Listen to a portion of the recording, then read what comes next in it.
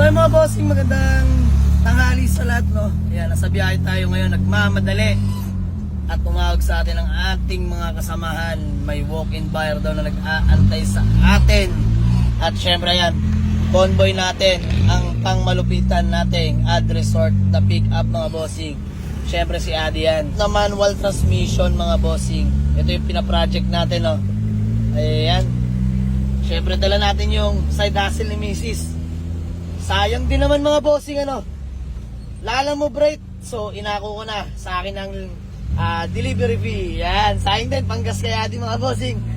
Instead na magpalala move, ako na ang mag-aatid ng mga bag na order kay Mrs. So ayan, sa mga gusto mag-avail ng bags para sa inyong minamahal na asawa, follow nyo yung page ni Mrs. mga bossing, Luxy Bags. Ayan, mamimigay ako ng pajiga siya magpa-follow ng Facebook page ni Mrs. para sa kanyang small business na bags mga bossing. Ayan, supportahan nyo kami mga bossing, marami kaming pag-ibag sa inyo. So by the way, malapit na tayo sa garahe mga bossing. Let's go! So ay mga bossing, nandito na tayo sa ating munting garahe, no? At ayan, may walking buyer sa atin, sila bossing. Teka, saan ka boss? Ayan, may Kawayan Bulacan si bossing. Ayan, kasama niya si Sir. So ano ba, natitipuan nila to legit SR body, automatic transmission mga bossing na Honda Civic. Bossing, kala ko anong kinakalikot ni bossing sa kanyang sasakyan, eh, naka MG sila, no? Galing pang may Kawayan. Dumukot na ng pera si bossing. Pero bago yan boss, pangalan nyo po? Robert. Ayan, sa Robert, please bang bossing. Ayan, kasama nyo po. Ayan, pangalan nyo bossing? Yen. Ayan, si Boss Yen. So ay mga bossing, kwento ko lang na mabilisan sa mga nakakakilala dito sa Honda Civic natin na legit SR body. Ito yung nabili nung taga Novaliches mga bossing na magkapatid na truck driver. Ayan, nag-million views sa atin. Di ko na papahabain pa mga bossing, sa madaling salita, diniliver nila sa atin to noong nakaraang gabi gawa ng dapat magsaswap ulit sila ng Fortuner.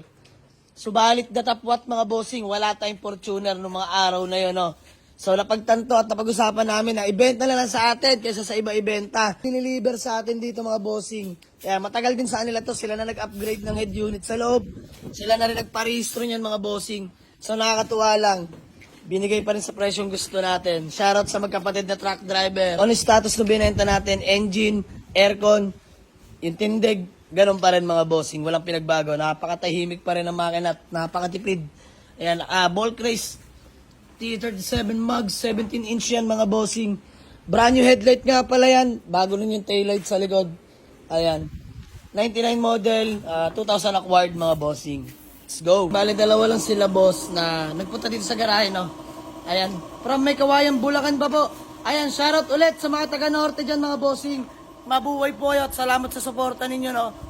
Malay mo, makapag-deliver ulit tayo ng norte. Nakakamiss din mga boss. Oh, ano ba yan? Ayan, shoutout Batang PRM by Boss JD Leage. Baka naman. Ayan, good deal na. Nagka-perma na ho kami. So, bilangan na lang ng payment ni Popoy. Ayan. Let's go. Peace ba? Maraming salamat. Boss, bago man natin magkawatak-watak, ba may gusto ka lang batiin o shoutout? Mga taga may Kawayan lang. Ayan. Bossing, ikaw. Boss Yen. Wala.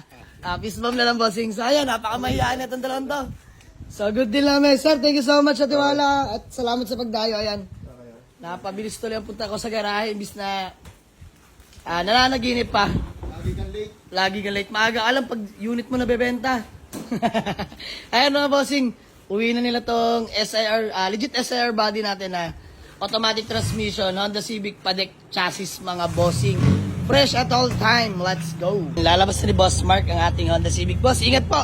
Dahan-dahan lang. Mahalaga makauwi. Ayan o. Napakapoging SIR body mga bossing. Padec chassis. Ayan, iuwi pa nila ng may Kawayan Bulacan.